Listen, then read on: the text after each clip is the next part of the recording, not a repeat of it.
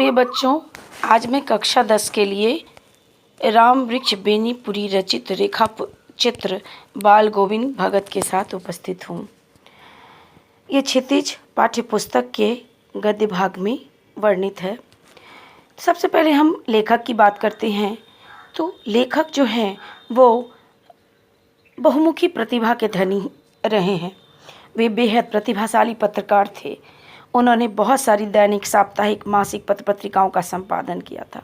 इनके जन्म के बारे में देखें तो इनका जन्म 1899 ईस्वी में बिहार के मुजफ्फरपुर जिले के बेनीपुर गांव में हुआ, जिस कारण ये अपने नाम के पीछे बेनीपुरी लगाते हैं। बचपन में ही इनके माता पिता की मृत्यु हो गई, जिसके कारण इन्हें अपने जीवन में बहुत कष्ट उठाना पड़ा। 10वीं की परीक्षा पास करने के बाद ये 1920 ईस्वी में स्वतंत्रता संग्राम से जुड़ गए। 15 वर्ष की अवस्था में ही इन्होंने लेखन कार्य आरंभ कर दिया था।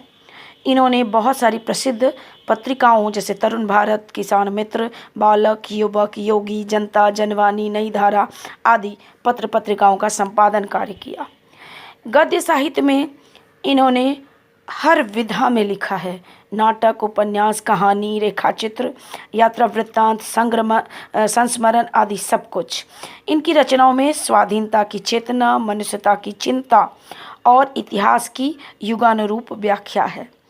विशिष्ट शैलीकार यानी इनके लिखने का तरीका बिल्कुल अलग है।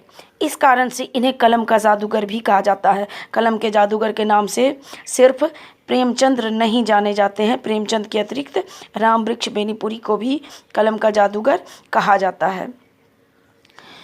इसके बाद हम देखते हैं कि अगर इनकी मृत्यु 1968 ईस्वी में हुई, लेकिन ये इतना कुछ लिख गए कि अपने कलम के माध्यम से ये अमर हो गए। तो राम वृक्ष बेनीपुरी रचित जो ये रेखा चित्र आपको पढ़ना है, ये वास्तव में लेखक के बचपन में देखे गए किसी व्यक्ति विशेष का उन पर जो प्रभाव पड़ा और उनके बारे में जो उन्होंने महसूस किया, उसी के आधार पर उन्होंने लिखा है। और ये एक अद्भुत चरित्र है।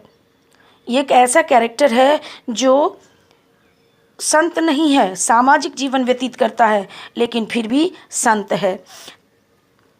तो अगले वीडियो में हम पाठ को पढ़ेंगे। Thank you.